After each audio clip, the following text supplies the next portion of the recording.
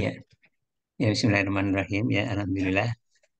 Pada kesempatan ini kita bincang-bincang dengan Ustadz Latif Awaludin yang beliau khususnya di bidang perekonomian nih Ustadz ya. Ya, Ya, ekonomi syariah. ya. Ekonomi syariah khususnya. Ya, salah satunya beliau terutama aktif sebagai akademisi di UIN Bandung. Ya, betul ya. Sekarang di IAII Persis Bandung. Oh ya, ya. Institut Agama Islam. Ya, Persis Bandung. Oh iya, iya, Alhamdulillah. Di Ya, UIN juga, udah lama di UIN. oh iya, ya. Jadi untuk pertemuan yang sebelumnya, Ustaz, jadi sekitar 3 minggu yang lalu, seperti ini dengan Ustadz Andi Bune Bastoni, ya, beliau tentang apa sumber referensi untuk Sirah Nabawiyah, Al-Quran sebagai sumber Sirah Nabawiyah, ya yang ikut ya mungkin satu orang atau dua orang. Tapi ini kita diskusi dan ya semacam pertanyaan-pertanyaan dari saya atau yang lain kalau ada yang ikut gitu. Ya, mungkin eh, meskipun pertanyaannya mungkin tidak terlalu sistematis, tapi mudah-mudahan nanti bisa ini Ustaz ya berkembang sampai sekitar jam 9. Ya. Jadi kalau em, seperti misalnya ya Ustaz, kalau saya yang baca itu di Sirah Nabawiyah ya, mungkin ini maaf nih kalau nggak ngurut nggak sistematis ya. Waktu Sirah Nabawiyah, waktu hijrah Rasulullah SAW hijrah ke Madinah, salah satu yang em, beliau lakukan adalah terkait dengan ekonomi adalah membuat pasar gitu ya. Kalau saya baca membuat pasar, yang pasarnya itu sebenarnya udah ada pasar yang utama di Madinah itu adalah pasarnya Bani Koinuko dari Yahudi. Kemudian ya sebagai Hmm. kekuatan ekonomi membuat pasar, katakanlah dalam tanda petik pasar tandingan ya untuk dari Ya, eh, dari Muslim ke Muslim gitu ya.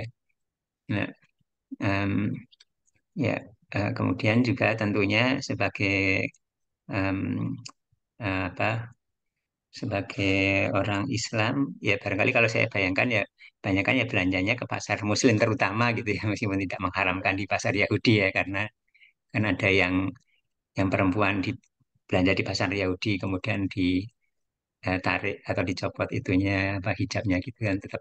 Nah itu bagaimana Ustaz kalau di saat ini untuk yang maksudnya yang real yang kita em, levelnya komunitas kecil lah kita itu bagaimana apa yang bisa kita kita lakukan gitu ya. Belajar dari Sirah Nabawiyah salah satunya yang tadi itu Ustaz. iya.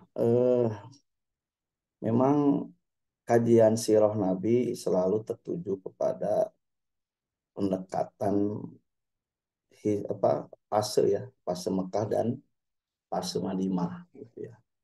Dan selalu para sejarawan mengkaji sejarah ini, para ulama sirah selalu dari sisi perjuangan dakwah Nabi ya, penekanannya. Nah, sekarang alhamdulillah di kajian ekonomi Islam ada mata kuliah yang selalu ada itu, yaitu sejarah pemikiran ekonomi Islam. Hmm, Ada juga yang memberi nama sejarah peradaban ekonomi Islam.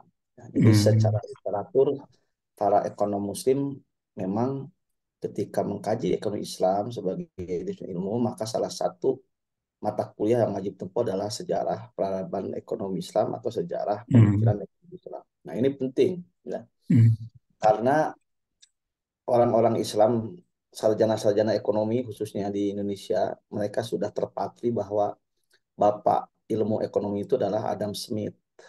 hmm.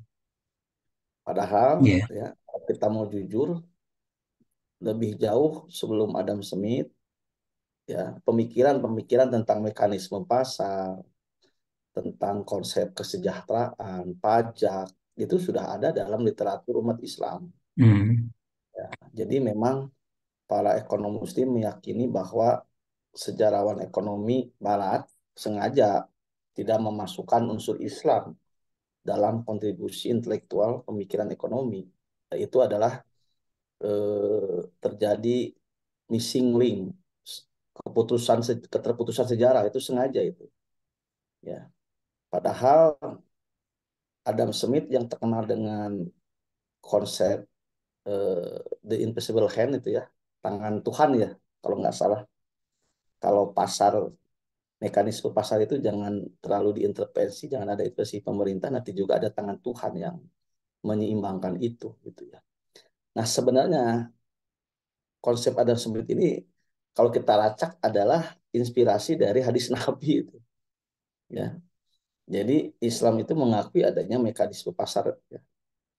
Dan pemerintah ketika terjadi gejolak pasar ke harga naik, maka pada dasarnya pemerintah tidak boleh intervensi kecuali ada faktor-faktor yang merusak pasar seperti penimbunan al-ikhtika dan sebagainya.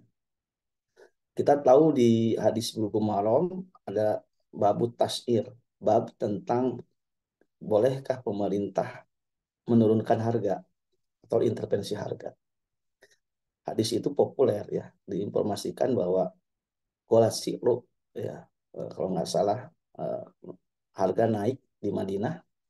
Kemudian orang-orang menemui Rasulullah, ya Rasulullah, pasyair lana, ya Rasulullah, bagaimana kalau engkau intervensi turunkan harga? Karena kami sebagai konsumen merasa kemahalan. Ya.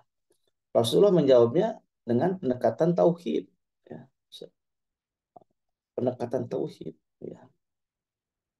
Rasulullah, saya tidak bisa untuk intervensi harga. Kenapa? Allah al-musyair. Ya. Wa al-musyair. Allah yang menurunkan harga. Allah yang menetapkan harga. Allah yang memperluas rezeki. Allah yang menyempitkan rezeki. Allah yang memberi rezeki.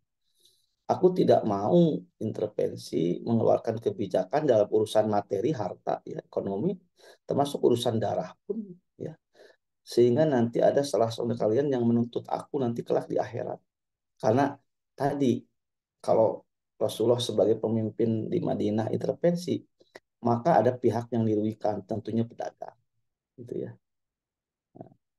Sementara menurut para ahli hadis, kenaikan harga di Madinah saat itu adalah alami, alami, karena terjadi tersendatnya komunikasi transportasi antara Madinah dengan di perbatasan Madinah dengan kota-kota lain, sehingga kebutuhan di pasar Madinah sangat banyak, sementara barang langka, akhirnya harga jadi naik. Dan Rasulullah tidak boleh intervensi. Nah, ini menunjukkan eh, Adam Smith yang terkenal dengan mekanisme pasar, ada invisible hand, tangan Tuhan. Itu sebetulnya dalam hadis Nabi duluan mana, coba bayangkan. Konsep Adam Smith dengan hadis Nabi tadi. Nah, ini terjadi pengelabuan sejarah dalam pemikiran ekonomi. Kok kenapa berbicara pemikiran ekonomi, setarnya itu adalah dari tadi Adam Smith.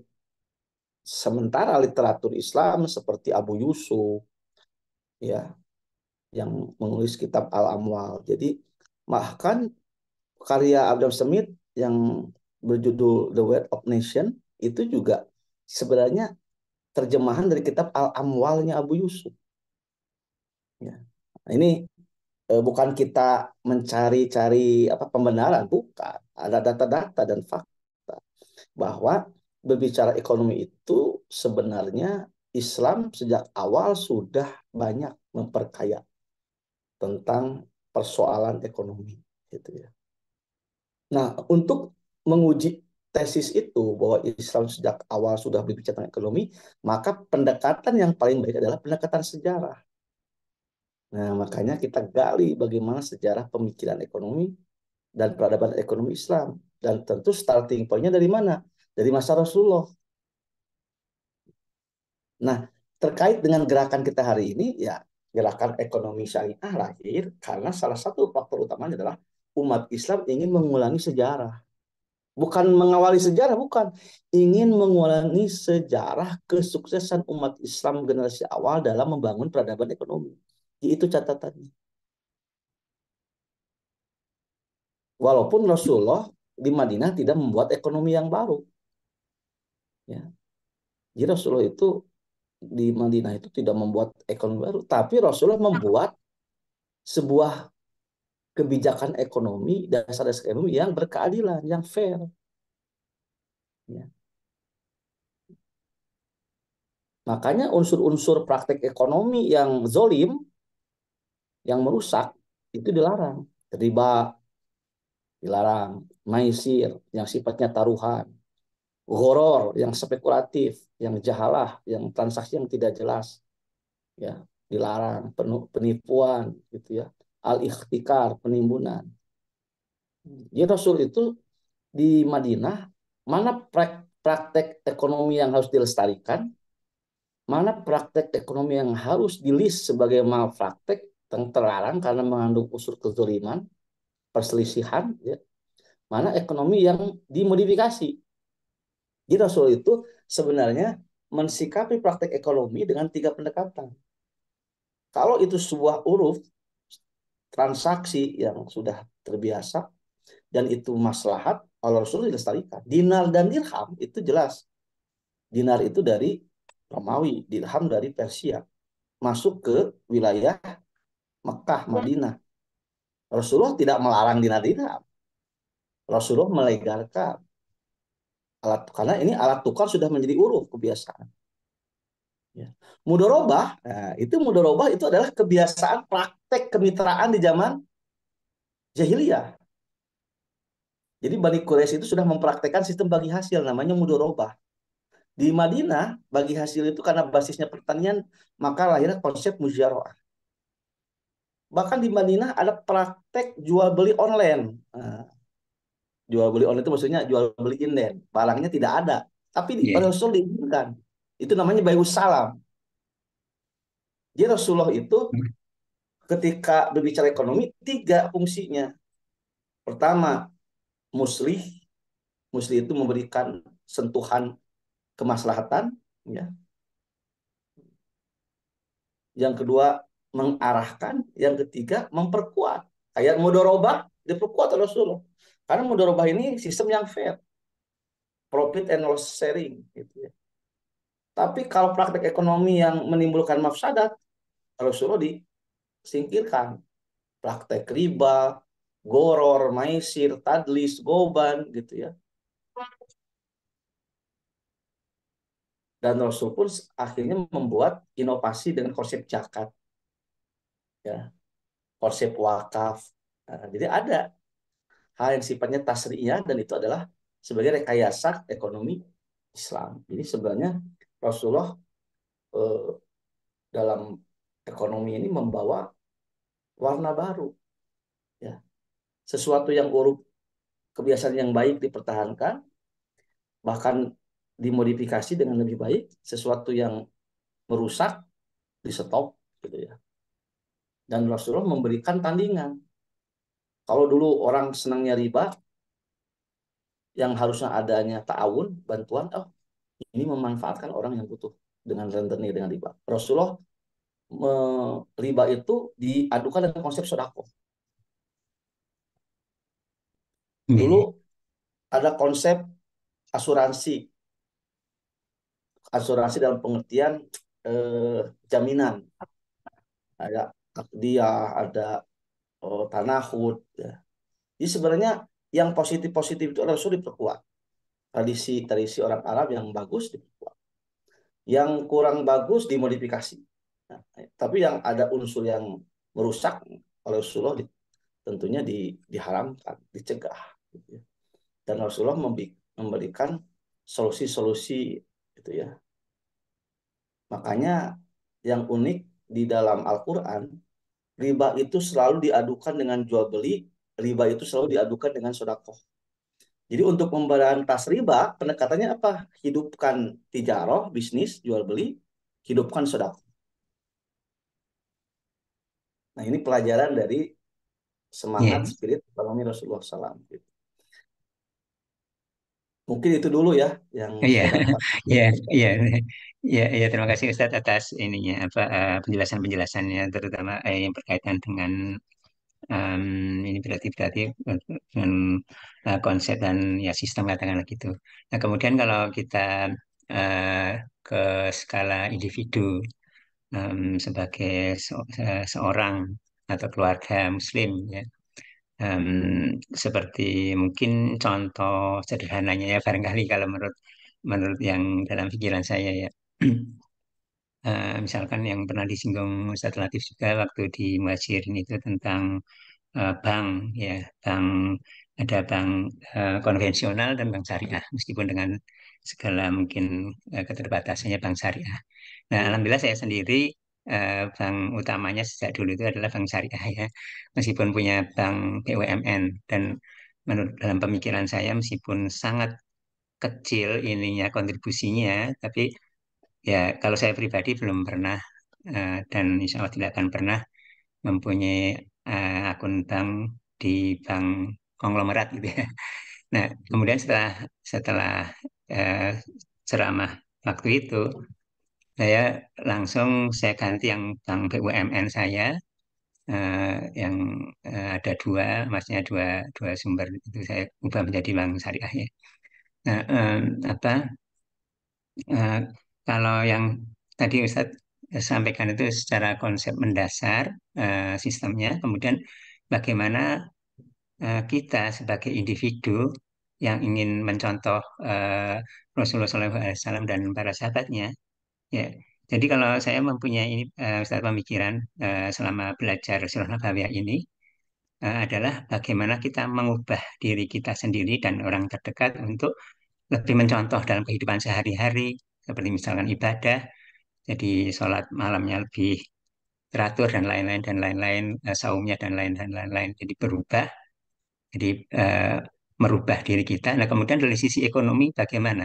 Kita sebagai individu untuk pilihan-pilihan kan sekarang banyak ya pilihan-pilihan untuk kita sebagai individu untuk bermuamalah dan lain-lain. Gimana kita sebagai setelah belajar sirah nabawiyah khususnya misalkan peradaban perekonomian di zaman Rasulullah, apa yang sebaiknya kita bisa berubah atau ya artinya memperbaiki diri atau lebih mencontoh Rasulullah SAW gitu Ustaz. Iya, ada tulisan yang bagus menurut saya. Ya, yang pertama Profesor Abdul Rahman Muhammad, sebagai trader, sebagai pedagang ya. Mungkin Ustadz juga pernah, buku itu terbitan lama sudah terjemahkan. Jadi kalau ingin tahu bagaimana Rasulullah dalam berdagang, itu buku itu. Yang kedua adalah buku Prof. Safi Antonio ya, tentang kesuksesan Nabi sebagai manajer, sebagai eh, pemimpin di dunia ekonomi, politik dan sebagainya. Gitu. Inspirasi itu juga dua buku itu menurut saya boleh dijadikan inspirasi untuk bagaimana supaya kita meneladani Rasulullah SAW. Nah, hari ini ya, semangat kita dalam bermuamalah adalah bagaimana muamalah itu berkah, barokah kultur. Nah, saya sekarang Ustadz lagi mengkampanyekan barokah kultur. Yang kita kejar dalam dunia ini, muamalah itu adalah bukan semata-mata dunia dalam pengertian profit ya, tapi barokahnya, barokah kultur. Ya. Barokah kultur ini di mana ya eh, pilihan-pilihan muamalah kita itu berdasarkan syariat. Yang kedua berdasarkan keberpihakan. Ya. Makanya untuk memahami muamalah sesuai Rasulullah, pendekatan harus ada dua, yaitu muamalah adabiyah dan muamalah madiyah. Kita kalau ingin mencontoh Rasulullah dalam sirah ekonomi itu ya kuasai muamalah madiyah, aturan muamalah secara hukumnya, ya halal haramnya. Yang kedua muamalah adabiyah, ya etika bisnisnya. Jadi dua pendekatan untuk meneladani Rasulullah. Jadi ikuti aturan mainnya, ya. Misalkan jual beli, Rasulullah dalam jual beli itu prinsipnya adalah harus jual beli ini antarodin, ya. Maka untuk mewujud antarodin, maka harus ada akad, ya. Akad itu harus clear, jelas, ya. Setelah akad jelas juga harus diiringi dengan adabiahnya, jual beli itu harus samhan. Jadilah kita pedagang yang murah hati. Kalaupun jadi pembeli, pembeli yang murah hati. Jadi sebenarnya eh, banyak nilai-nilai yang harus kita gali dari Rasulullah SAW yang kita bisa terapkan untuk konteks hari ini. Ya, Rasulullah SAW pernah menyimpan gandum untuk keluarganya selama 1 tahun. Itu tawakalnya Rasulullah. Ya, ya, Rasul itu orang yang paling tawakal, tapi Rasulullah pernah menyimpan makanan untuk 1 tahun yang akan datang. Ya, jadi Rasul juga membangun proteksi ekonomi, ya, dengan cara menabung, gitu ya, dengan cara menabung. Rasulullah pun mencontohkan, ya, bahwa solusi ketika kita butuh dana cepat yaitu gade. Ya, Rasulullah pernah membeli makanan dengan cara dicicil tentunya dan ini jadi utang, dan Rasulullah memberikan jaminannya baju besinya. Nah ini praktek praktek Rasulullah SAW ini selalu syarat dengan makna, gitu ya. Makanya kita nggak bisa menyimpulkan dalam hal apa. Nah, saya lebih senang menyimpulkan bangun barokah kultur, budaya usaha kita, budaya bisnis kita, budaya konsumsi kita itu adalah barokah. Barokah itu apa? Tadi, barokah itu yang dikejar bukan apa ya, kepuasan, tetapi keridoan. Ya, barokah kultur yang dikejar adalah keridoan. Harta itu benar-benar halal. Itu ciri barokah kultur. Ya. Harta itu harus bisa berdampak berbagi. Nah ini banyak kajian-kajian tentang inspirasi dari Rasulullah SAW sendiri. Jadi insya Allah dari sisi apapun ada itu. Ya. Nabi kita penuh dengan keteladanan yang lengkap menurut saya. Baik dari sisi produsen, distribusi dan konsumsi itu sudah ada aturan mainnya, gitu ya. Termasuk ekonomi rumah tangga, ya. Prinsip al-kasbul halal, bahwa dalam rumah tangga muslim itu prinsip usaha itu harus halal. Yang kedua ada prinsip al-infak al-muktasod, membelanjakan harta itu harus moderat, jangan pelit, jangan israf, ya. Kita tidak boleh kikir, jadi manusia yang kikir. Kita pun tidak boleh jadi manusia yang boros. Tapi Rasulullah manhajnya adalah tengah-tengah gitu. Menurutnya banyak saat nilai-nilai yang harus kita ambil sebenarnya. Tinggal kita bagaimana memformulasikannya dalam bentuk konteks hari ini. Ya. Jadi sebenarnya buku-buku tentang kajian etika bisnis saya baca itu ternyata ada pada diri Rasulullah dan para sahabat. Ya. Etika bisnis yang hari ini menjadi kajian itu dari Nabi Muhammad itu sangat kaya. Makanya sejauh mana literasi kita tentang hadis-hadis Nabi, gitu ya. Jadi sampai sekarang saya juga Ustaz lagi mengkoleksi kitab-kitab yang terkait dengan tadilah bagaimana Rasulullah bermuamalah. Subhanallah itu kalau didekonstruksikan untuk hari ini, insya Allah itu akan jadi inspirasi lah buat kita, gitu ya. Termasuk dalam hal marketing, gitu ya. Ada prinsip prinsip marketing Rasulullah SAW, gitu ya. Dalam hal strategi harga itu ada, ya. Makanya nanti dalam perkembangannya peran fuqaha ahli fikih, ya, dan ekonom muslim yang memformulasikan ekonomi Islam, di mana ekonomi Islam itu tentu sumbernya Al-Quran dan Sunnah.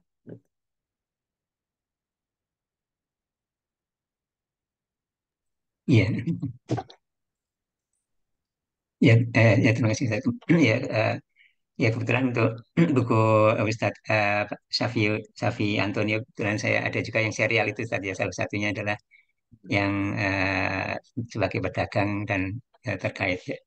Kemudian saya sedang lihat juga yang Muhammad sebagai seorang pedagang, terjemahan dari Afru Afrahur Rahman gitu Afjalur ya. Rahman. Afrahur Rahman nih. Begitu jelas ya, mungkin nggak tahu, saya belum pernah baca ini. Insya Allah mudah-mudahan ingin baca ini. Ya, Ustadz, kalau dalam kehidupan Rasulullah ya, eh, baik periode Mekah maupun periode Madinah, terutama mungkin yang terlihat itu adalah periode Madinah ya barangkali ya. Oh ya, Itu kan kalau kita lihat itu kan Rasulullah SAW dan keluarganya dan sahabatnya itu kelihatan jelas bahwa itu tuh benar-benar mereka itu berjihad dalam arti ya jihad, jihad harta dan jihad diri dalam arti contoh yang jelasnya itu misalkan perang ya.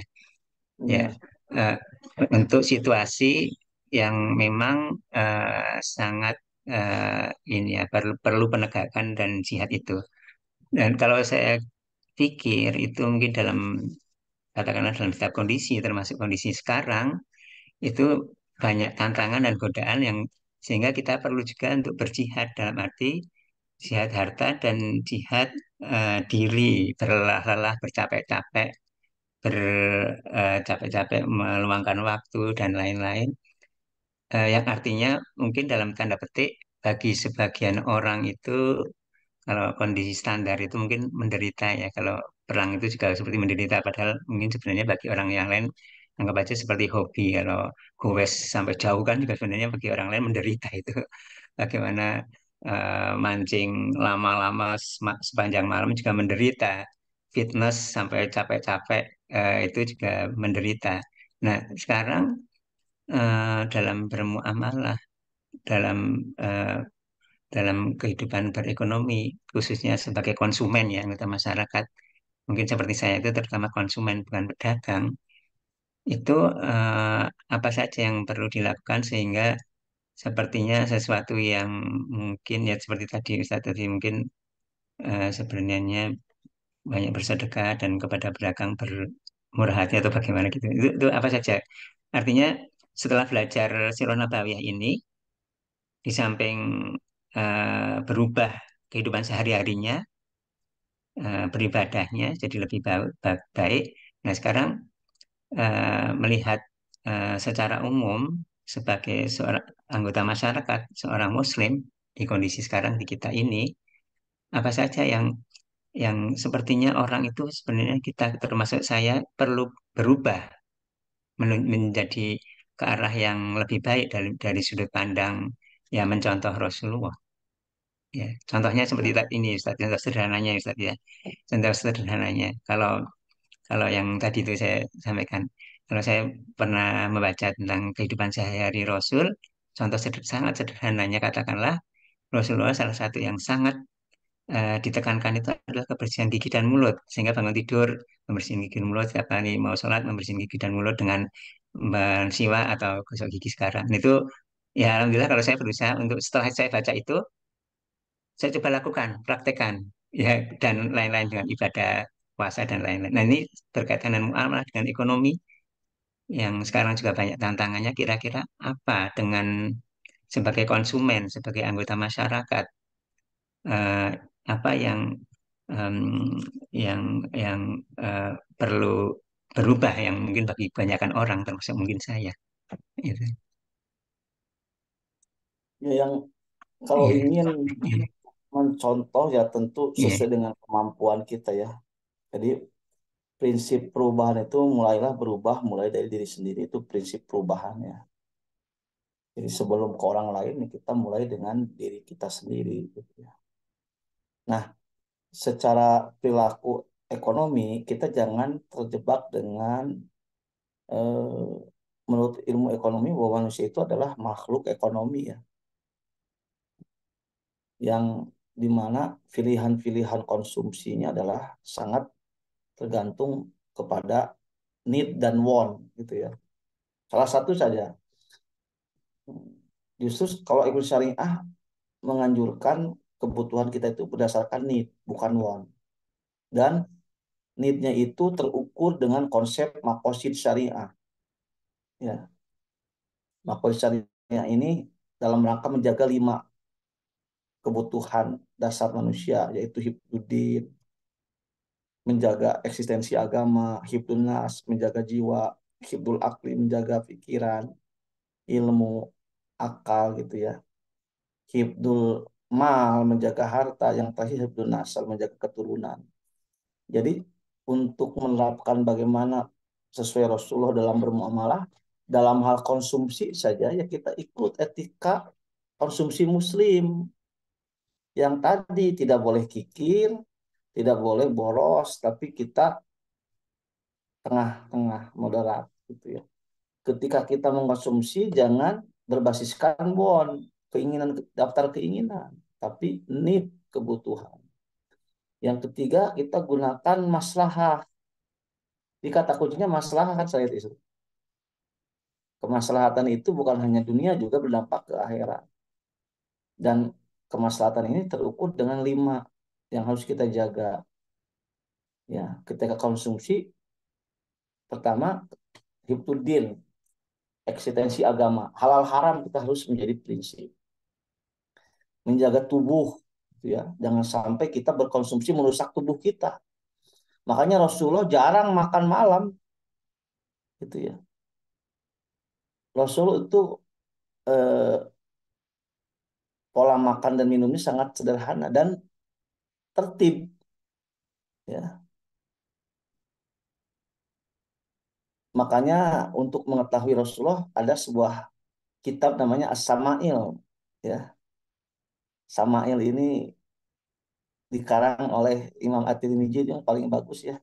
Samail Muhammadiyah itu ensiklopedi yang luas bagaimana keseharian Rasulullah. Mulai dari bangun tidur sampai Rasulullah tidur kembali gitu ya. Bagaimana duduknya dan sebagainya gitu ya. Jadi insya Allah kalau kita mencontoh Rasulullah walaupun itu sesuatu yang sifatnya tidak berdampak syariat ya, tapi insya Allah kata para ulama kalau kita mencontoh Rasulullah insya Allah akan mendapatkan barokah ya, dengan niatnya saja kita mendapatkan pahala. Nah jadi masalah sederhana saja pola konsumsi ya kita sesuai dengan Islam atau tidak pola konsumsi kita gitu ya, harus berdasarkan konsep maslahah makosid syariah need bukan want gitu ya. Yang selanjutnya eh, kalau kita ingin berbicara dengan hal yang lainnya kita harus pendekatannya harus lengkap ya. Perjuangan Rasulullah SAW itu banyak aspeknya gitu ya. Apalagi urusan yang lain ya. Ekonomi perang di zaman Nabi seperti apa gitu ya. Bagaimana kebijakan Nabi dalam hal ghanimah dan sebagainya. Nah, tentu masih banyak mungkin bagi kita misteri ya. Rahasia-rahasia Rasulullah SAW dalam segala aspek baik itu urusan ibadah ya, dakwah termasuk urusan ekonomi dan politik tentu itu ini bisa dikaji ya. Inilah kenapa Islam ini agama yang unggul dibanding agama lain karena salah satu faktornya adalah konsep nabinya jelas, referensi tentang kenabiannya jelas. Beda dengan agama lain kita nggak bisa melacak sosok nabi mereka siapa itu nggak bisa dilacak. Tapi Nabi Muhammad ya bisa dilacak dengan literatur yang sudah diwariskan oleh para ulama. Jadi intinya kita jangan bosan lah terus mengkaji dan setiap Iya, mengkaji pasti akan melahirkan inspirasi. iya, Dan yang paling tepat adalah pasal ahla jikri in kuntum la ta'lamun. Kalau kita tidak memahami persoalan itu, kita harus punya referensi yang tepat, guru yang tepat, referensi yang tepat. Karena Islam itu agama ilmu, agama ilmiah, gitu ya.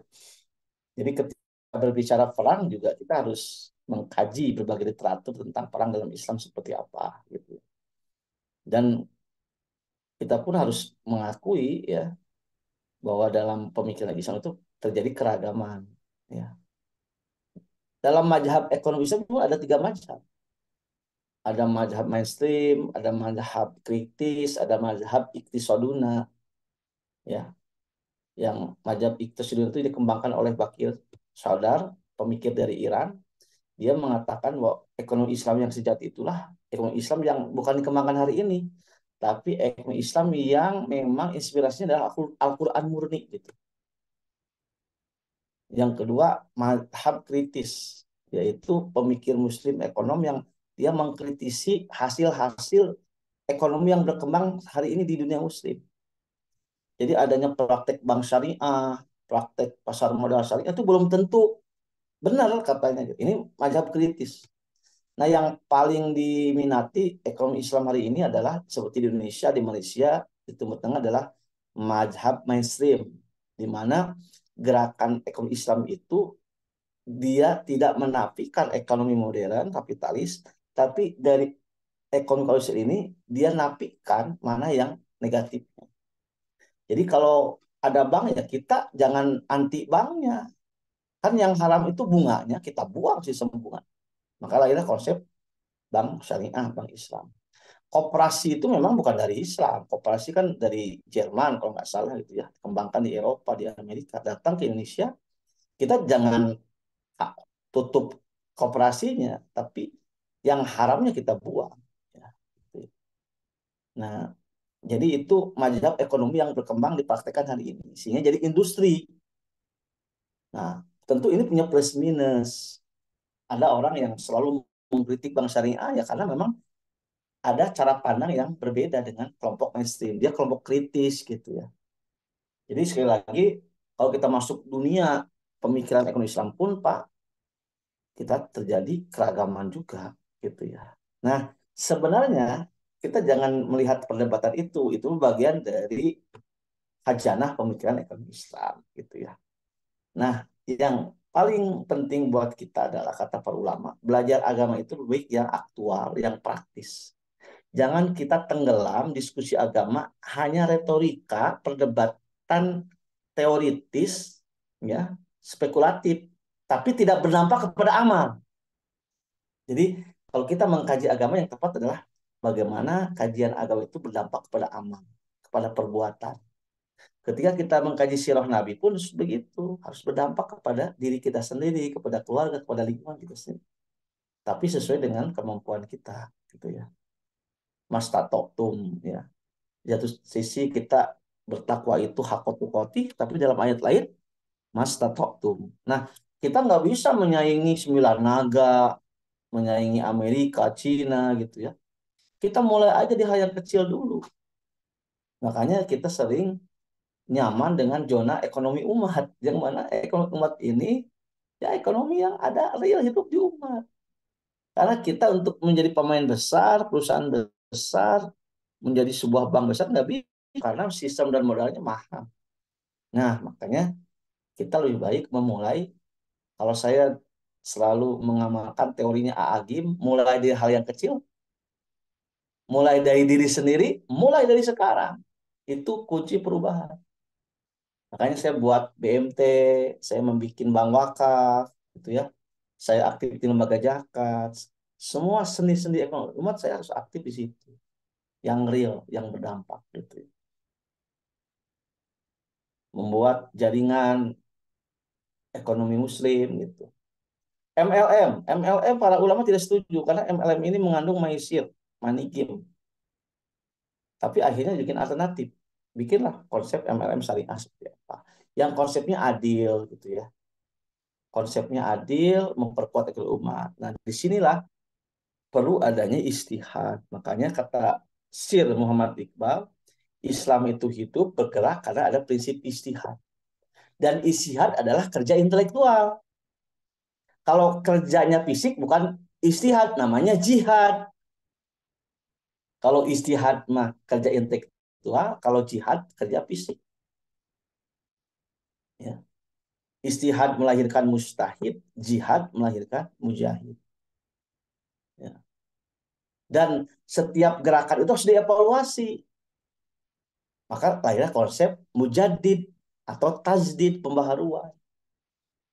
Jadi sebenarnya istilah-istilah kunci itu bermakna progresif, Ustaz. Adanya istihad itu artinya kita tidak boleh mandek berpikir, nggak boleh, harus belajar terus. Itulah inti istihad. Umat Islam jangan beku, harus bisa menjawab persoalan umat kekinian. Kenapa ada jihad? Umat Islam tidak boleh lalai, harus berjuang. Karena kemenangan Islam itu tidak gratis, harus mujahadah. Gitu.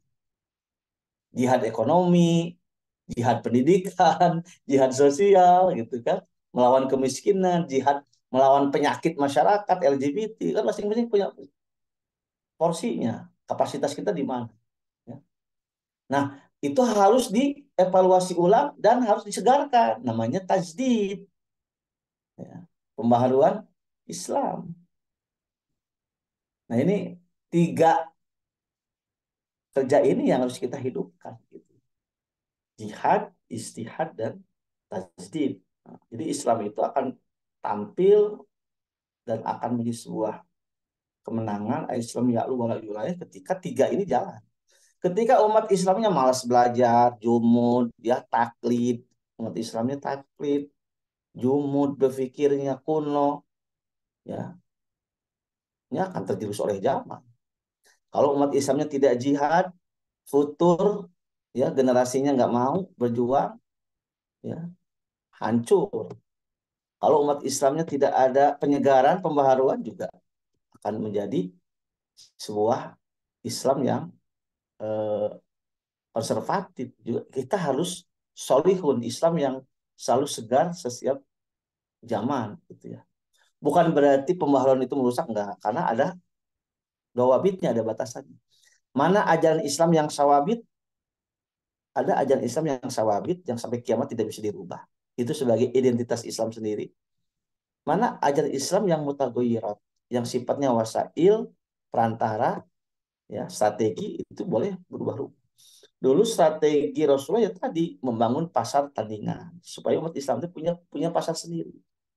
Makanya kita wajar ada rumah sakit Islam, rumah sakit syariah, ya nggak apa-apa. Yang penting bukan sekedar istilah, substansinya pun, prakteknya pun adalah sesuai dengan nilai-nilai syariah. Ya, ya, terima kasih. Ya, ya, Ustaz. Ya, terima kasih Ustaz. Banyak ini apa poin-poin yang saya catat dan mungkin em, oh ya, tadi Ustaz menyebut ada Syamil Muhammadiyah. Kebetulan kami juga salah satu yang kami kaji intensif adalah itu Syamil Muhammadiyah.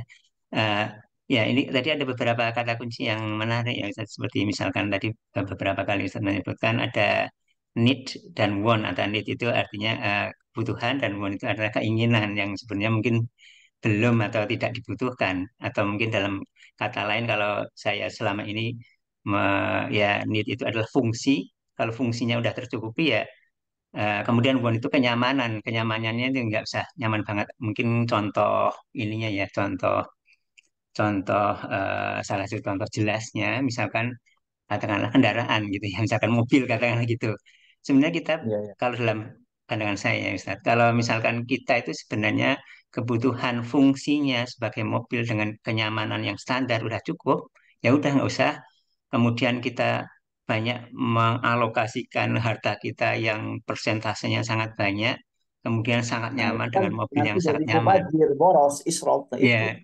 oh ya betul Ustaz jadi sebenarnya kita mampu mampu misalkan katakanlah kita mampu beli mobil yang mewah mampu dan masih sangat mampu tapi kan sebenarnya kalau dalam pemikiran saya kan itu kan kalau bagi orang lain sangat dibutuhkan ya Ustaz. Nah jadi Nah, eh, fungsi dan kenyamanan dan tadi kesederhanaan termasuk makanan ya makan sehari-hari itu kesederhanaan bagaimana intinya dan itu yang sejauh yang kalau saya tahu itu kesederhanaan makanan itu salah satu kunci untuk kesehatan juga.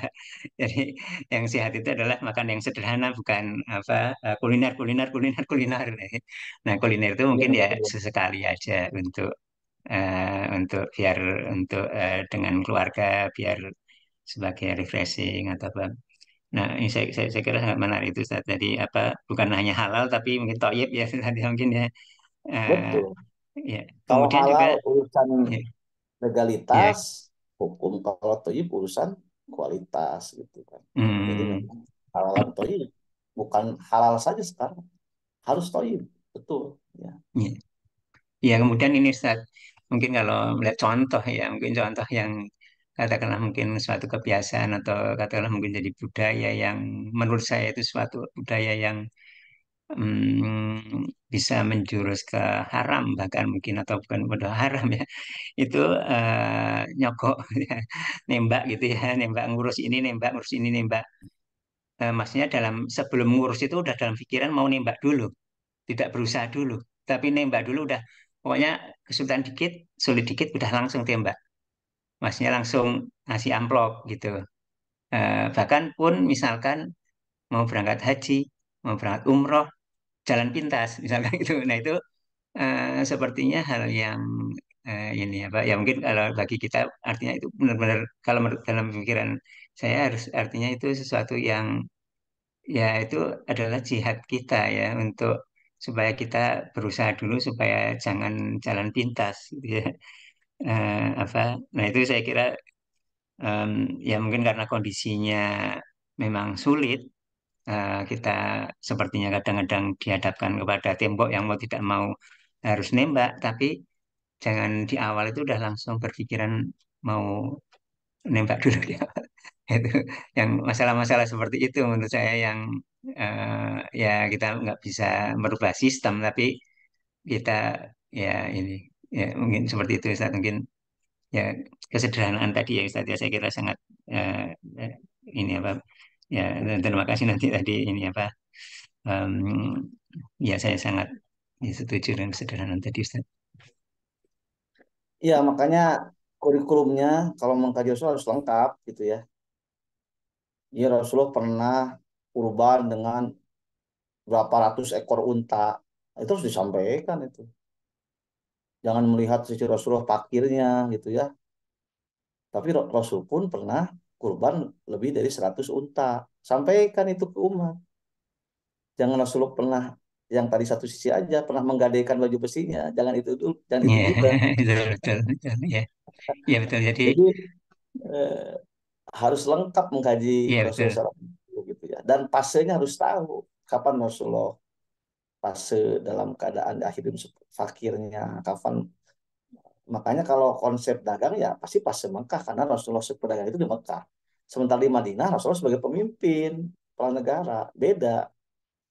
Di Madinah Rasul sebagai ekonom, sebagai pemangku kebijakan.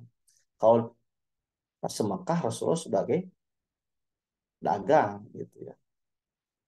Dan tentunya Rasulullah pun harus tahu bagaimana akhir Rasulullah masa usia akhirnya seperti apa gitu ya. Jadi jangan sampai tidak utuh juga mengkaji Rasulullah SAW ya. Rasulullah bagaimana dengan hubungan dengan muslim dan apa dengan non muslim juga. Jangan satu sisi hubungan yang negatifnya, tapi bagaimana Rasulullah membangun hubungan yang positif dengan non muslim juga. Jadi harus komprehensif mengkaji sirah Nabi itu. Sehingga kita bisa meneladaninya dalam hal yang pas seperti apa gitu ya. Jadi jangan sampai begini orang makan soto dengan 3 jari gitu. Ya nggak bisa harus pakai sendok lah. Karena ada informasi bahwa Rasulullah makan dengan 3 jari. Ya iya karena makan kurma dengan 3 jari. Masa makan bubur dengan 3 jari? Ya pakai sendok gitu kalau gitu. Nah artinya memahami sunnah Nabi pun itu harus ada pendekatan-pendekatan yang moderat, yang apa, yang benar. Kalau tidak memahami secara utuh juga eh, apa bahaya juga gitu ya. Kalau satu sisi satu cara pandang. Nah makanya jangan pernah bosan untuk menggali sirah Nabi gitu ya. Karena kaya dengan syarat dengan makna untuk kehidupan kita ya. Mungkin itu dulu Oh Pak ya, yang dapat oh saya ya, sampaikan karena terima kasih. ini saya ada Oh ya, tamu juga, oh rencana ya, ada ya, tamu. terima kasih. Ya, Yang saya tahu ya, seperti itulah yang oh ya, banyak sharing ya atau terima, sudah. ya terima kasih. Mungkin kita ini Ya, Ustadz kita sebelumnya sekali lagi terima kasih. Mungkin kita tutup ya dengan alhamdulillah, alhamdulillah dan doa akhir majlis subhanakallahumma wa bihamdika asyhadu an la ilaha illa anta astaghfiruka wa atubu ilaik. Ya sekali lagi terima kasih Ustaz. Mungkin nanti mudah-mudahan bisa bincang-bincang lagi. Ya. ya, Ya. ya. Terima kasih Ustaz Mohon. ya. Assalamualaikum Ya, warahmatullahi wabarakatuh. Mohon izin Waalaikumsalam. ditutup. Ya.